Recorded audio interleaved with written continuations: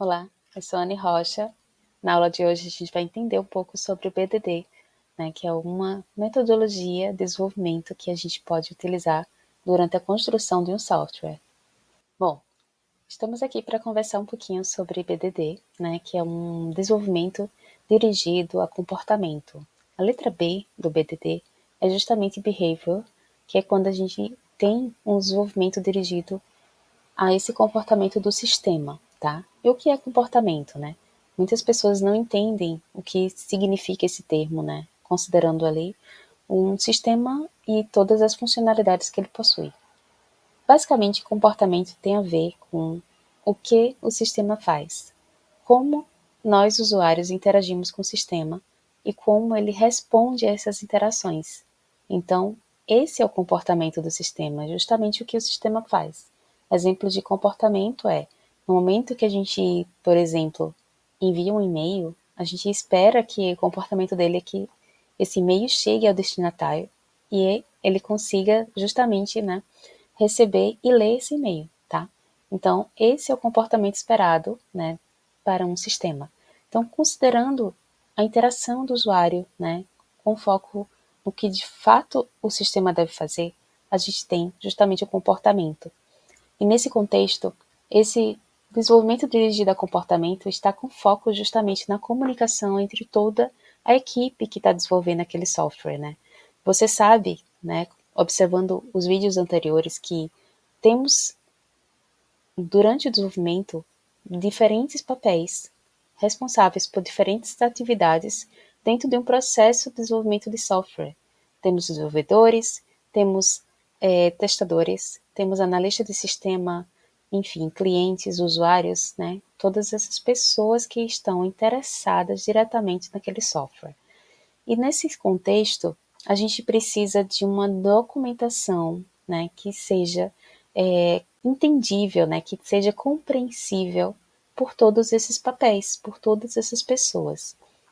Se você pensar em usuário final, você, usuário final, que no momento que você pode nem ser da área de TI, da área de informática, você nem entende de programação e você quer conhecer sobre o que o sistema faz e saber, como ele funciona. Pensando nas funcionalidades em si, a gente consegue descrever uma documentação tão natural quanto ler, um livro, como ler uma mensagem, como ler um e-mail. Então, você sabe que se você pega um livro para ler, um livro não técnico, um livro simples, você consegue ler e você entende. Você pega um e-mail que você recebe, você lê e entende. E assim foi pensado também uma documentação que qualquer pessoa que esteja realmente envolvida com aquele projeto consiga ler e entender, com termos não técnicos, com termos realmente da linguagem natural daquelas pessoas.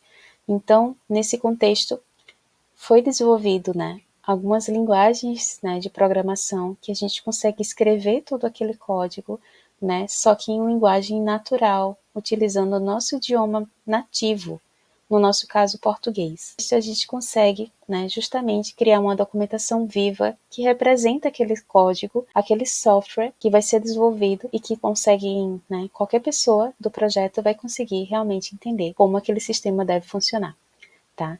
E aí a gente vai ter como linguagem de programação para descrever justamente esse comportamento do sistema, existe a linguagem Gherkin. Nossa, que difícil, né?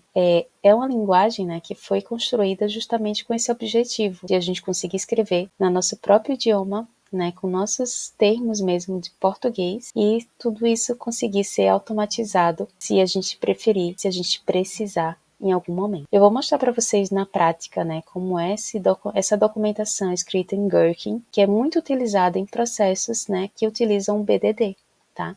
E geralmente as pessoas confundem, o termo BDD com Gherkin. Gherkin, até enrola a língua, para falar, é a linguagem de programação utilizada, justamente para a gente escrever em português, em linguagem natural, para que todo mundo entenda, E BDD é o processo, justamente a metodologia de desenvolvimento. Tem esse foco aí no comportamento. Mas os dois mundos se uniram, E essa sintaxe, do BDD, a gente consegue utilizá-la e mapeá-la para essa documentação ficar muito mais clara.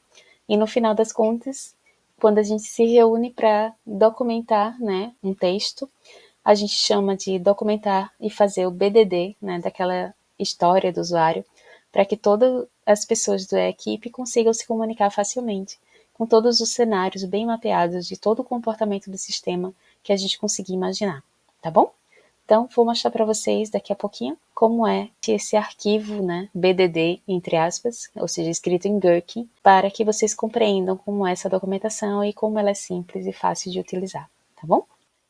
Bom, antes de eu explicar o arquivo do BDD, quero lembrar vocês, no vídeo anteriores que a gente fez, que é justamente sobre história do usuário, quando a gente tinha aqui no Gira, né, que é essa ferramenta de gerenciamento de projetos, a gente tem uma definição aqui da história do usuário, com a funcionalidade, os papéis de usuários e os critérios de aceite. E, além disso, aqui embaixo temos subtarefas, né, para que a equipe de desenvolvimento consiga realizar, né, justamente o desenvolvimento desse cadastrar anúncio aqui, que é a nossa história de usuário. E uma das tarefas, né, a primeira tarefa que temos aqui é criar o BDD. E vamos entender o que significa criar o BDD daqui a pouco, né, nesse vídeo. Então, nos acompanhe. Bom, já estou aqui com um arquivo escrito na linguagem Gherkin. Vou escrever aqui para vocês, né, Gherkin. Essa aqui é a linguagem Gherkin. Com ela, a gente consegue descrever, né, essa funcionalidade, como a gente viu nas aulas anteriores, de cadastrar anúncio. E a partir dessa funcionalidade, a gente consegue descrever diferentes cenários, como eu falei, que representam o comportamento do sistema. Então, a gente tem aqui, ó, cenário 1, cenário 2, 3, tá vendo? Ó? 4, 5 e 6. Então, basicamente, a gente pega essa funcionalidade do sistema, os critérios de aceite que já foram definidos dentro da funcionalidade, né, da história do usuário, e vamos criando cenários, né, para a gente representar justamente esse comportamento do sistema. Sendo que a gente tem, né, para que seja uma linguagem compilada e que seja uma linguagem que pode ser executada e compreendida aqui durante a execução, a gente precisa estar atentos a algumas palavras-chave que foram pré-definidas, né? Por exemplo, aqui, ó, a gente tem a palavra dado, então dado que, né, alguma coisa aconteça, quando, né, o usuário, né, estiver fazendo alguma ação, então o sistema vai ter um comportamento esperado, né? Então a gente tem essas três palavras principais, dado, quando e então. Elas, né, são extremamente necessárias para que a gente consiga, né, executar esse BDD no futuro, tá bom? Quando eu falo BDD, é justamente esse texto aqui, né, que vocês podem observar que está em português, totalmente em português, sendo que tem algumas palavras-chave que são necessárias para que ele funcione. E essas palavras-chave, elas sempre ficam no início da frase, tá? Então, sempre que a gente precisar, né, utilizar essas palavras-chave, não adianta colocar ela no meio, senão o Gherkin não vai conseguir entender que essa é a palavra-chave referente, né, a essa funcionalidade aqui, esse comportamento do dado, tá? E aqui a gente tem quando também no início da frase e o então. Mas, obviamente, durante a documentação, a gente pode precisar quebrar essa informação em duas ou até mesmo em três. E aqui, ó, por exemplo, a gente precisou de 3 vezes. Para a gente conseguir fazer esse artifício, a gente também tem uma palavra reservada nesse contexto, que é a palavra e, que é a junção, né? Uma nossa conjunção aqui, e, para a gente conseguir adicionar mais informações nessa primeira informação que a gente tem aqui. Dado que o anunciante esteja cadastrado no sistema e ter realizado a autenticação no sistema, ou seja, são duas pré-condições que a gente tem, né, para que a gente consiga realmente executar esses outros cenários, aí sim a gente vai ter os passos, né, que o usuário pode fazer no sistema para conseguir receber uma mensagem de sucesso, tá bom? Então a gente pode ter aqui, ó, quando o anunciante preencher os campos obrigatórios, clique e aqui, ó, e clicar em salvar, então o sistema exibe uma mensagem de sucesso. E aqui a gente continua, né, porque a gente tem duas ações do sistema agora. E o anúncio ficará disponível para agendamento, ó, já fica disponível para os clientes, né, poderem agendar esse serviço, tá bom? Então, basicamente, a gente vai conseguir agora mapear, né, cada um desses critérios de aceite que temos aqui e criar um cenário diferente para cada um deles, tá bom?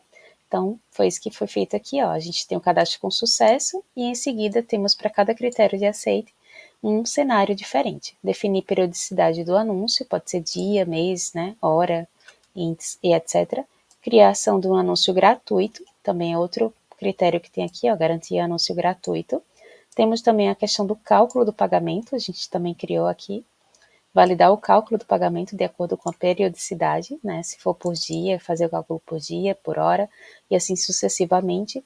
E a questão de despublicar também esses anúncios, né? Que ele tem essa opção e o anúncio não ficará disponível para agendamento. Então, a gente tem aqui o despublicar. Então, bem simples, né? Você observa que a funcionalidade principal ela já foi mapeada aqui, né, no cadastro de sucesso, e todos os critérios de aceite foram mapeados aqui também, em diferentes cenários, tá? Então, a gente vai ter esses 4 cenários principais, mais o cenário de sucesso, e além disso, a gente, como equipe de testes, né, equipe de qualidade, a gente também pode prevenir algumas ações, né, do usuário que possam dar uma mensagem de erro no sistema. Por exemplo, se ele não preencher os campos obrigatórios ou se ele preencher algum dado inválido nesse sistema. Então, a gente também pode criar outros cenários de exceção no caso do usuário fazer alguma ação indevida, tá bom?